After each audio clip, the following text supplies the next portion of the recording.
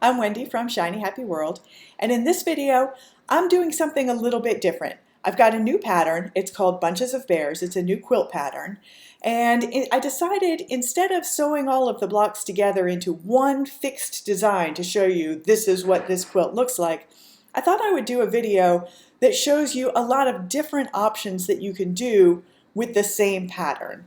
So I have a bunch of blocks that I've made, like this is Marley. And this is Katrina, and this is Eliza, and I also did, I'm not gonna show you every single block because you'll see them as we go along, but I also did some options with some of the things from the fancy doodads, since that's a pattern that's designed to go with other patterns. This is that same Eliza, but with a hat and glasses added. And I also did there's a free alphabet applique pattern at Shiny Happy World, and I took some of those and made some bear sounds, rumble and growl and snore. And I'm going to show you now ways that you can make a regular quilt pattern, just a straight up grid, ways that you could mix in some blocks using the fancy doodads pattern, ways that you could applique only half the blocks and do some just plain quilted blocks and no applique on them, and also ways that you can break up that straight grid and add some half blocks that have the words in them. So I'm not going to show it on my design wall because it's hard to get a good view of something that big. So what we're going to do in just a second is switch over to a screen view so you can see what I'm doing on my computer screen. And I've got a couple of different software programs that I'm going to use to basically do like a digital design wall, but it will allow you to see the entire quilt at a glance as I'm working on it. You'll be able to see the entire quilt as we work instead of just zooming in on one bit at a time. So let's switch over to that, and I'll show you some different ways to make these quilts up. Okay, so the first thing I'm going to do is work with an app called PicMonkey. So this is a free app. It also has a paid version, but it is available for free that you can use online. And what I've done here is picked up their collage option. So if you go to their collage, you can pick all kinds of different formats and drop pictures right into them, and it makes things really easy. What I'm going to do for a quilt is I'm going to choose the 5x5 square grid because that's what a nap quilt looks like in all of my patterns. It's always 50 inches by 50 inches, 5 blocks by 5 blocks. So what I've got over on this side of the screen is I photographed all of my blocks after quilting and before applique, and then again after applique, and I've got all of those loaded up here. So what you can do with PicMonkey is just drag those photographs into a grid. And what I'm going to show you first is one of the easiest ways to arrange a grid if you wanted to have kind of a scrappy, fun, mismatched design, but you still want balance to it. One of the easiest things to do is checkerboard it between warm and cool colors. So that's what I'm doing here. So you'll see I've got cool blue, warm yellow, cool purple, warm orange, cool blue, warm pink. And I'm going to set up the entire quilt that way. And one of the benefits of that is that you will never accidentally have the same color background two blocks right next to each other, because you can't do that if you're alternating warm and cool colors. And it's kind of a foolproof way of mixing up the colors, getting kind of a random feel without having to go completely random, which is actually fairly tricky to do. So I did 13 different bears, and I've already got everybody in there at least once. So now I'm just going to go through and double up some of these guys. So this one is cool. This one is warm. Put that one over there. So right now I'm just kind of filling in some blocks here. And I actually don't think about it too much while I'm doing it the first time.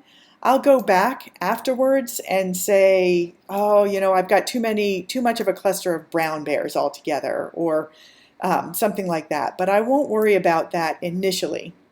And if I was doing this on my wall, I would just kind of slap all the pieces up there. I would just lay them all out kind of at random the first time, or as random as I can be.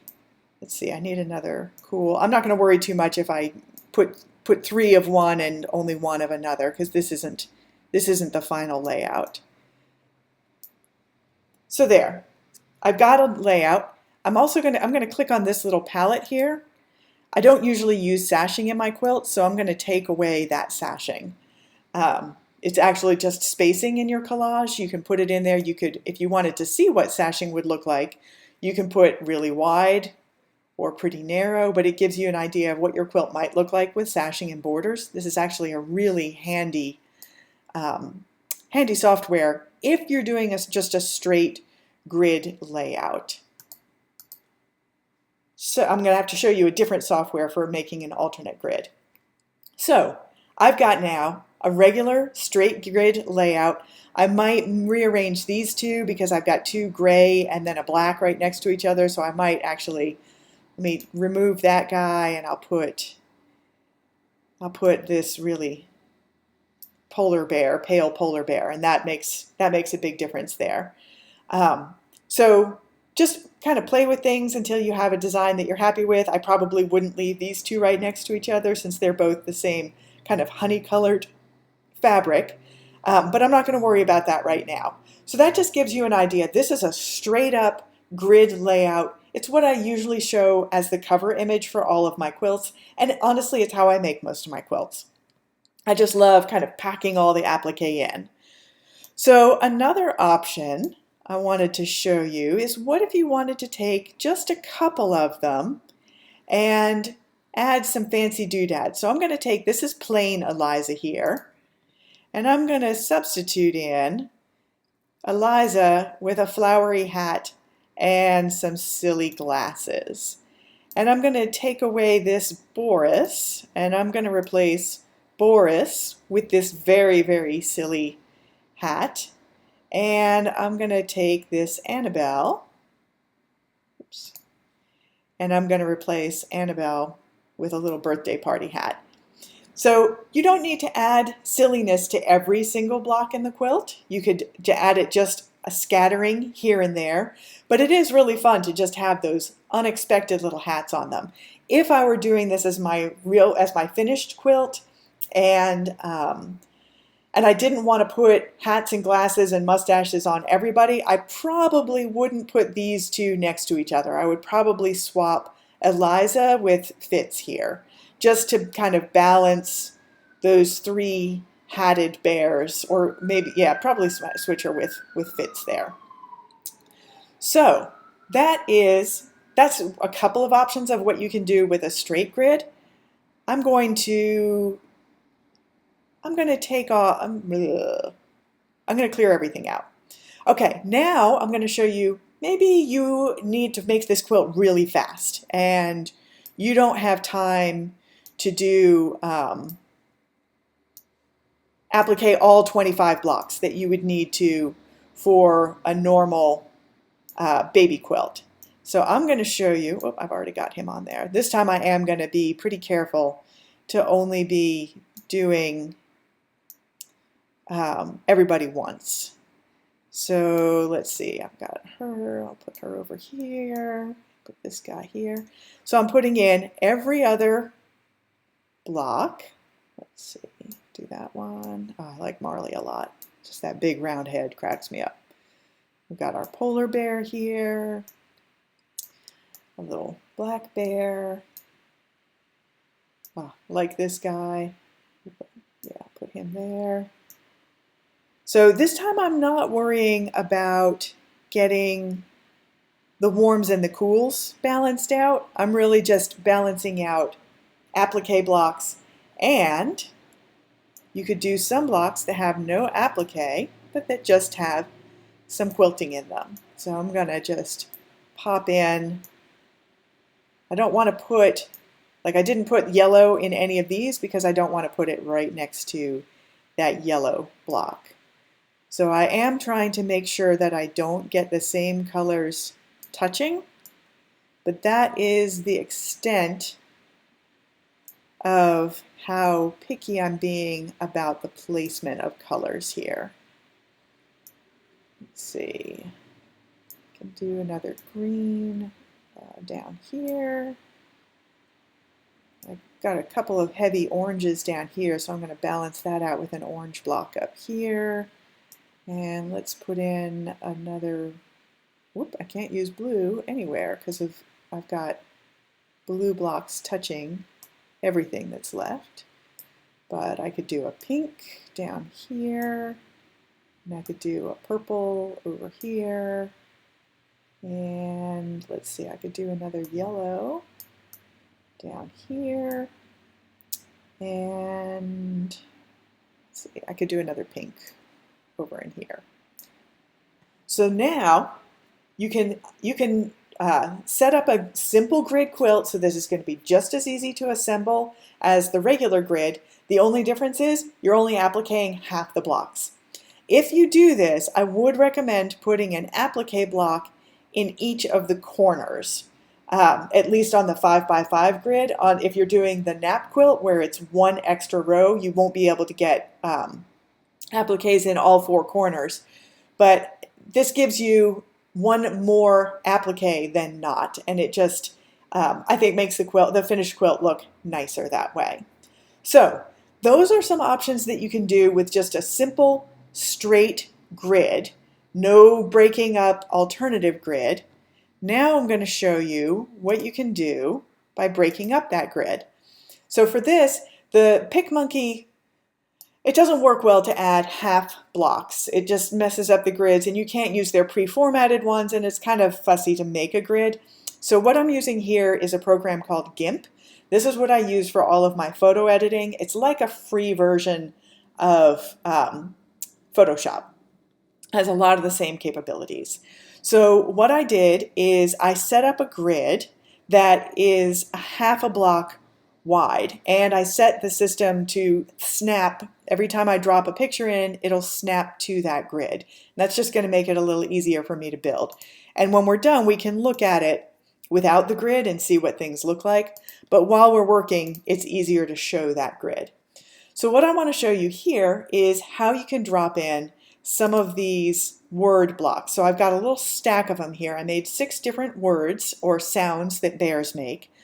And what you want to keep in mind if you're working on a pattern that doesn't already show you a layout with these is you want to have 2 of these half blocks in every one of these rows, or at least you want to have an even number of half blocks. So you might have some rows with none, and you might have some rows with 4, but you don't want to try and do 3 because then you're going to have rows that are not the same size all around.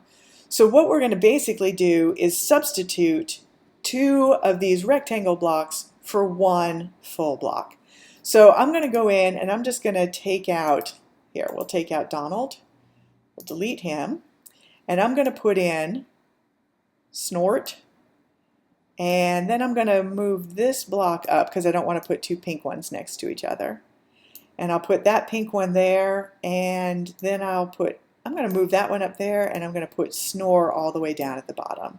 So I took out one of the square blocks and I replaced it with 2 of the word blocks. You can do the same thing with them turned sideways. So I'm going to take some of these layers and I'm going to rotate them. Again, some of these would actually be much easier for you to do if you were working on a regular board. Because you don't have to do all this stuff digitally. But I wanted to show you so that you could see the entire quilt without me standing in front of it to move blocks around. So this time, let's take out, I don't want to take out Donald again. I keep taking out Donald. I don't want to take out Grace. Let's take out this Hugo. I love Hugo, but we're going to take him out for this. All right, now I'm going to move, let's see. I'll move this guy. No, I don't want to move him over there because then I would be yellow touching yellow. So I'm going to, that's blue, touching blue.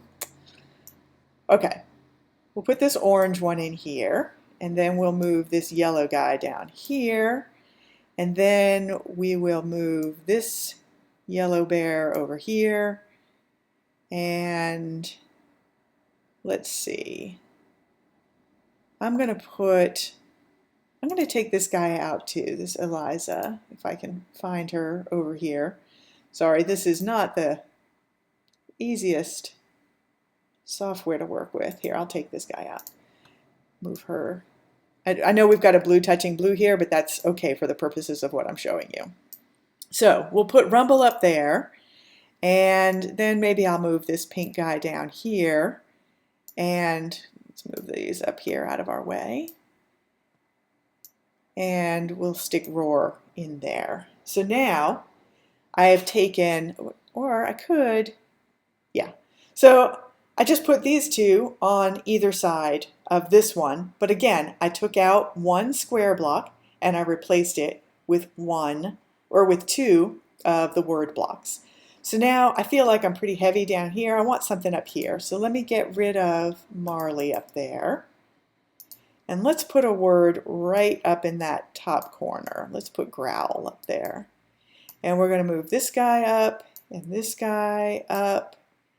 And let's move this one up too. And we'll put Grunt down here. So now, again, on this stack, this one column, I took out one block, one square block, and I replaced it with two word blocks. So you can do that. I'm just going to now, just to fill in this last bit and take out the grid. Now you can see what that finished quilt, this is just the start of what that quilt would look like. I would probably want to add just a couple more words. I would want to get, well, I could do it with just these, but I would probably want to add just a couple, maybe two more word blocks. So I'd want to duplicate a couple of these, or maybe add in your kid's name and a birth date or something like that. You don't have to add words that the animals make. I just like doing that. So you can add names, you can add dates, you can add all kinds of fun things.